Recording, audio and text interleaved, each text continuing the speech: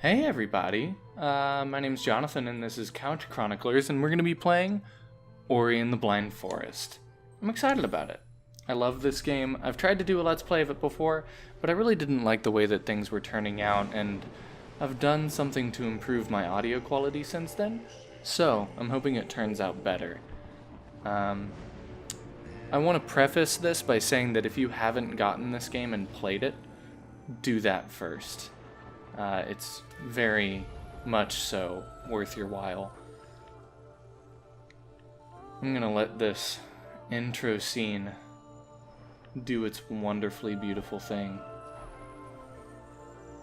I love this game, man. So Ori and the Blind Forest is a platformer, kind of a platformer role-playing game, Metroid-esque in its style and how it plays. The progression of the game is very Metroid. And it's kind of philosophical, a little bit.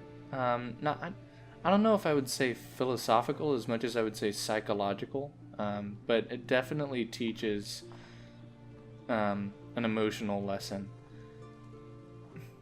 Kind of makes the player try to understand characters in the game and why people do bad things.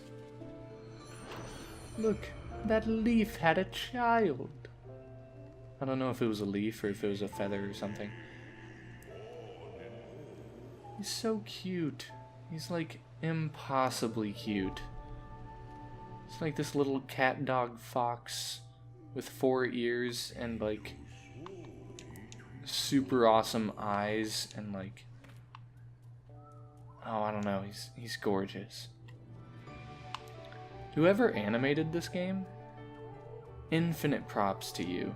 You're amazing. Oh, they're searching for food. You're so abundant. But man, do they eat a lot. That's like 1, 2, 3, 4, 5 entire trees of food that they've gotten rid of. That is a lot of food. Well, 7 trees of food. Well, I mean, when food calls, you answer. I mean, I know that when I'm hungry at 3 in the morning, I go and get Taco Bell. When food calls, don't keep it waiting. Oh, it's so precious. I love this intro. It builds such a wonderful connection between you and your caretaker so quickly. It's magical, actually.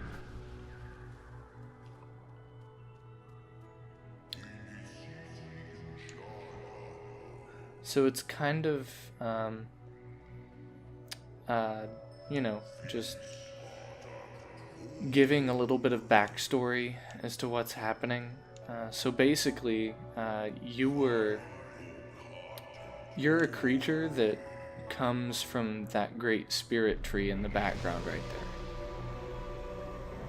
And so it does this magical thing to try to get your attention, to try to bring you back to itself, because you are the child of the forest and it wants to protect you and make sure you're safe.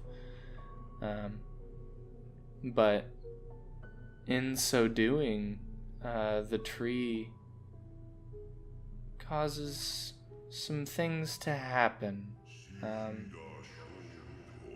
that, well, made things a little difficult for the world. If you can't tell, like, they're out of food, everything's gone dry. Not a pretty fall.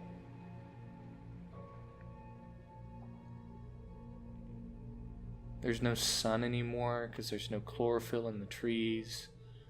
It's just bleak and dank. Like, the leaves are falling from the trees and the bark looks dead now, and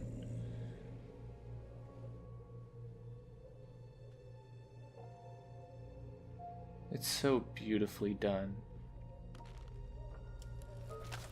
Like, it's so sad to look at. Like, One, that's really gotta hurt. Landing flat on your back from like 20 feet in the air is not a fun thing. But, you know, there's also like a lot of emotional pain that comes right here, because, you know, this guy's just trying to take care of you, and like, he loves you, and you know he's hurting and that he's hungry, but he denies himself food to take care of you. And oh, I can't deal with the intro to this game. It's too good. So Ori starts to get a little creative and climbs up the inside of the tree, because he's a tiny little cat fox dog, and, you know, he can do stuff like that.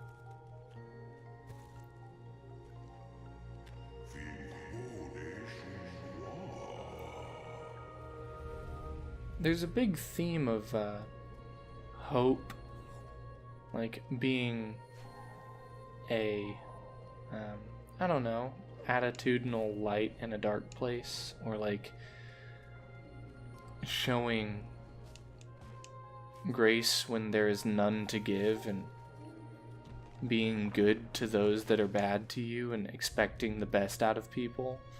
That plays a huge amount into this game, in how it tells its story. It's really nice. It's good to see a game with a fable.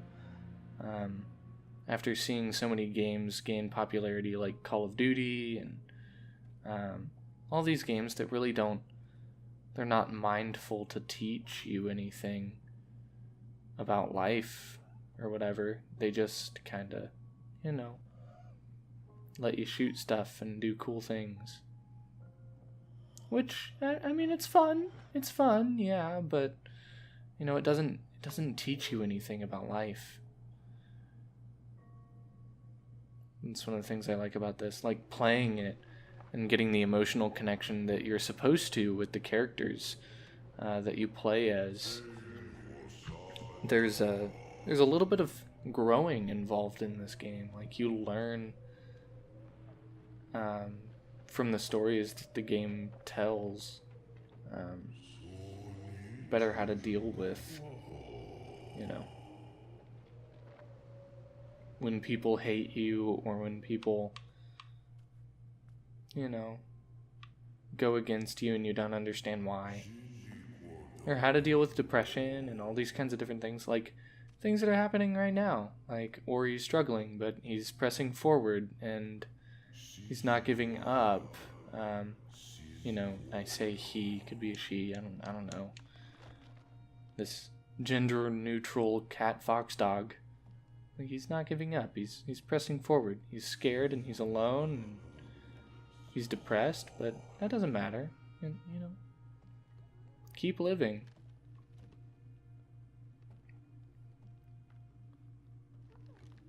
I love how timid he is. Oh, that hurts so bad.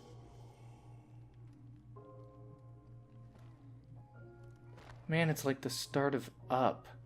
Like, you've only been watching this for like 15 seconds.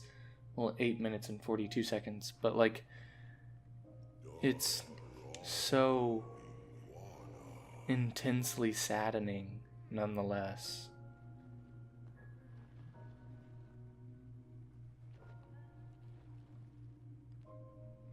His dirt on his little paws. I can't deal.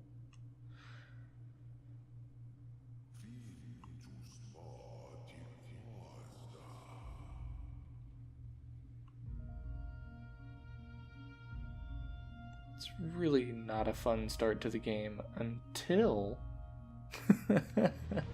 this happens.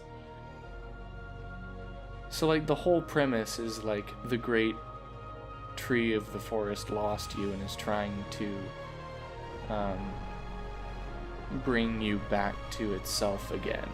And so, like, when you are about to die, the forest kind of lights up and wakes up again a little bit and lets the great tree know where you are, and he sends help. And it's really, really cool.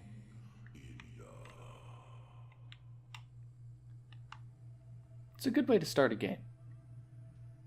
So he revives you with like this new power and stuff, and the game starts. A whole lot more chipper than I was like 8 seconds ago.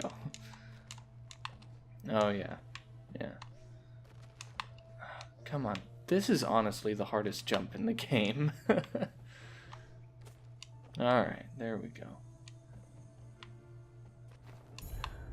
So across the map you find these little spirit-like containers and energy containers and whatnot. And they basically, like, those light containers would provide those life shards. They replenish your life. It's an energy cell. Provides me a little energy orb. Oh yeah, it forces me to do that. Okay. And you can use energy orbs to hello Rhydon. Boom. Right. So you can use energy orbs to you know, do special tricks and stuff. These light containers provide you with experience that give you points to use to spend on abilities and stuff. And you can also get life cells, which will increase your life total, so you can get hit more and still be alive, which is nice. The spirit and the eyes of the spirit tree. When I was lost in this glen when she loosened her grip, I can guide you on your journey. I was lost in this glen when she loosened her grip. I can guide you on your journey if you allow me to come. Is she talking about the owl? Hello, frogmen. Frog people.